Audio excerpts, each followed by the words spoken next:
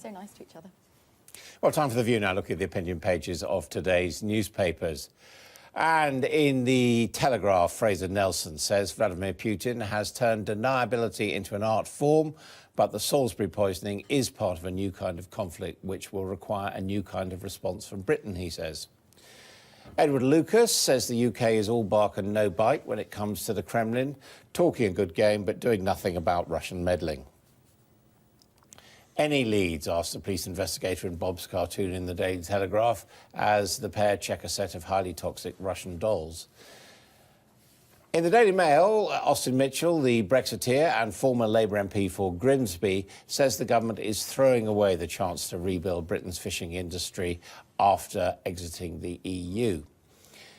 And in The Guardian, Gary Young, who supported Remain, says that Brexit will have the benefit of fully exposing the democratic deficit within the European Union. Philip Stevens in the Financial Times says Brexit Britain may be humming a Marxist tune if Jeremy Corbyn gets the keys to number 10. And in The Eye, the former Downing Street advisor Will Tanner says it is time to regulate the technology giants. Well, joining me today, look through those, are the Financial Times' political correspondent, Laura Hughes, and the editor of Brexit Central, Jonathan Isaby. Well, welcome to you both. David Owen there saying that the response to the Russians is to spend more on the military. That would be a response of a scale that no British government has previously contemplated. No, and I think, the point that a lot of these commentators have made this morning is that when the Cold War was happening, it was very clear who the enemies were, who we were fighting. Now it's really difficult.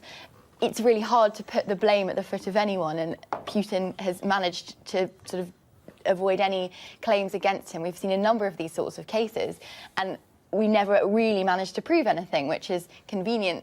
Some of these commentators are arguing because we can't actually retaliate to something that we haven't proved. But, they're talking about, yes, there's a military response, but actually, would that really work? Perhaps a more suitable response would be to hit the Russians where it really hurts and talk about financial penalties. I mean, that's the point Fraser Nelson makes. He says we've got all these rich Russians here. We should have just hit them in the pocket, even although we can't prove that they're directly involved, freeze their assets. Yes, I mean, Fraser here says that, yes, we need a new kind of response, and that is what it should be, although he doesn't give a great deal of detail. Edward Lucas, actually, in The Times, goes through some of the practical things that he thinks could be done in order to help deal with this. He says that in order to impede the flow of dirty Russian money into our financial system and property market, we need to crack down on the curse of corporate anonymity in terms of buying real estate, for example. Things that no one should be able to buy property in London without explaining who they are and where the money's come from, frankly. He also talks about... Would you support that? I mean, it would mean that there'd be less billionaires' money coming into this country. Well, dare I say it, it might actually help the London property market for those people who'd like to buy a property in London who can't afford it. If you take out some of that ludicrous amount of money at the very top end, who knows? But he also talks about RT, the Kremlin-backed TV station. He says that no self-respecting politicians should go on their programmes, and British journalists shouldn't go and work for them and give them credibility, and advertisers shouldn't back them as well. It is a new Cold War, isn't it, to a certain extent, or being proposed. And the point's also made that the Americans, over Magnitsky, they have actually taken some of these measures without direct proof. Yeah, whereas the Brits, we haven't really retaliated in any serious way at all. And what we've seen, there's no proof at this stage as to who is responsible. But it looks like the Russians aren't particularly scared. I mean, what has Britain done? Fraser alludes to the fact that David Cameron regrets not taking a tougher stance against the Russians. Theresa May was quite strong. She gave a speech saying, we know what you're doing and you won't get away with it. But what actually are we doing? How can we respond? With all these cyber attacks, it's so difficult to prove where they've come from. With these murders that we've seen, again, it's really hard to prove what's actually happened. And with the famous case in 2006, it took years for the government to release their response. There are a few sanctions put in place. So I don't quite understand this, because the Russian parliament has passed a law saying it's fine to kill traitors abroad. Putin himself says he regrets the fall of the Soviet Union.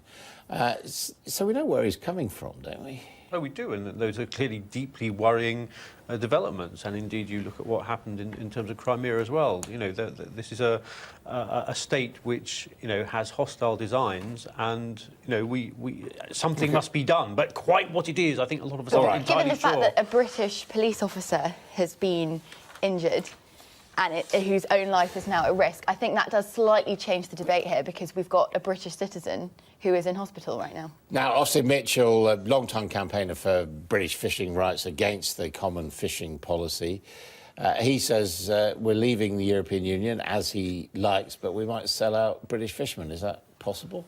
Oh, it's certainly a concern that a lot of people have, and Austin is very robust in what he writes here. Indeed, he writes regularly for the Brexit Central as well. He points out, he reminds us that currently 80% of the fish caught in British waters are caught by foreign boats.